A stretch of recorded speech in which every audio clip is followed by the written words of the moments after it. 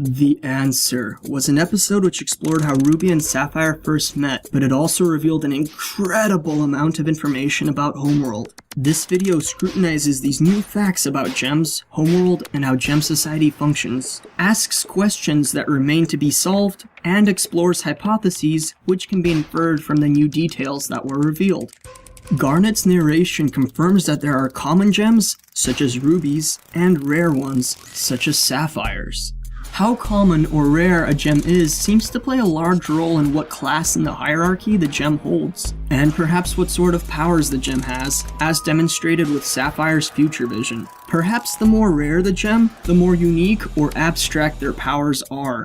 This brings up questions about gem creation. If all gems can be created in kindergartens with roughly equal resources, why do gems have different degrees of rarities? One answer is that not all gems can be mass-produced in kindergartens, and some gems have other specialized ways of coming into existence. Another answer is that it takes varying amounts of resources to create different kinds of gems, and rare gems are highly expensive to make. Alternatively, the hierarchical society of Homeworld might think that only certain gem types should be mass-produced through kindergarten, as it's unseemly for the highest and most prestigious gems to come into existence this way.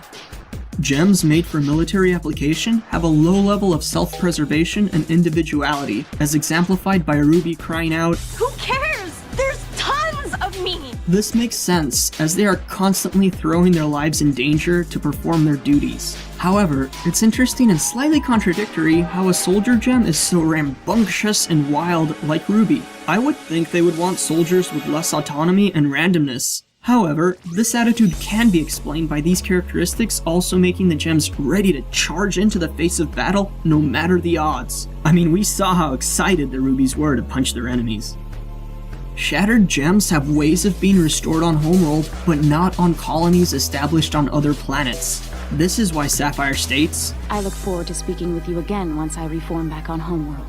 This makes me think the method of restoring a shattered gem has to do either with some complex and huge machinery on Homeworld that is not easy to replicate or transport, or that the Homeworld planet has some natural means to repair gems. If there is some natural way to repair a gem, perhaps using the planet's landscape or something, this could be tied to the ways gems originate outside of kindergartens.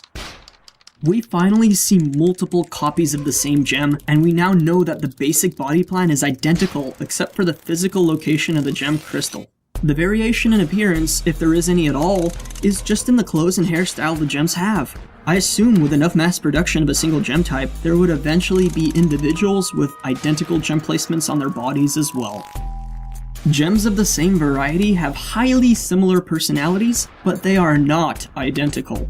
They may be constructed the same, but they are not all clones of one another with the same mind.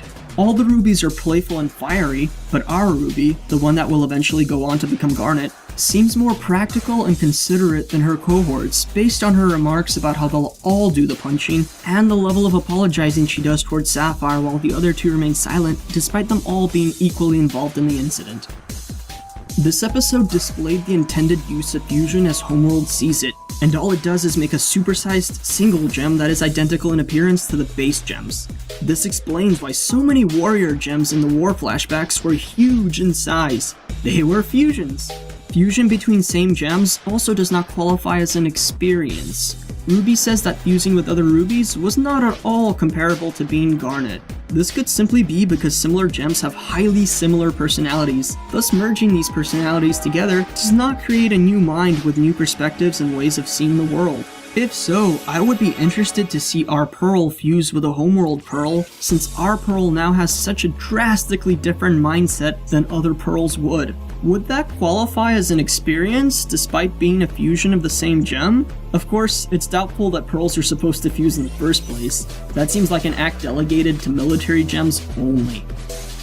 Most gems were ignorant of the fact that fusion between different types of gems was even possible. Even Rose was. So it could be that this was the first time two different gems fused ever. If so, Garnet's lines of, "I'm sorry, it's not our fault," in the episode Keeping It Together refer to Garnet thinking that the gem shard fusions would not have been created if Homeworld gems had not witnessed Garnet's fusion on that day. This explains her perceived responsibility towards the situation beyond merely seeing fusion as deeply personal.